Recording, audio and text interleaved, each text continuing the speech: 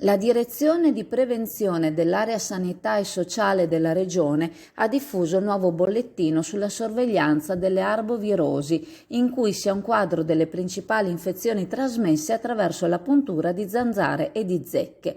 Per quanto riguarda il virus West Nile, la situazione climatica si è dimostrata favorevole per la diffusione del virus, che vede nell'acqua stagnante l'habitat adatto per la riproduzione dell'insetto, che ha colpito infettando 136 persone nella regione Veneto.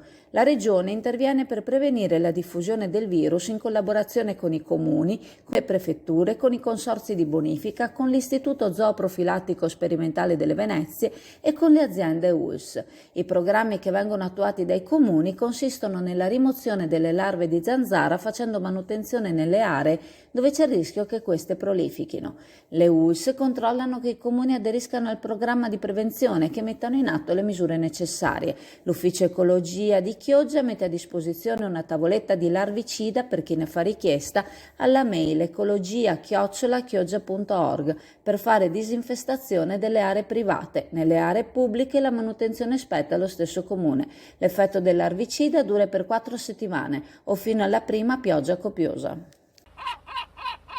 Allora, siamo alla CAM, questa questa bestia che vedete è una ragosta da 3 kg.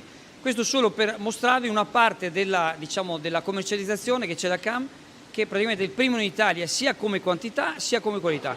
Ci sono tantissime varietà di crostacei da tutte le parti del mondo, quindi quando noi vi mostriamo lo spot, quello del negozio, della vetrina, la vetrina è solo una piccola parte del fatturato qui della CAM, che è una delle aziende del pesce più grande, non solo di Chioggia ma praticamente dell'intero territorio nazionale.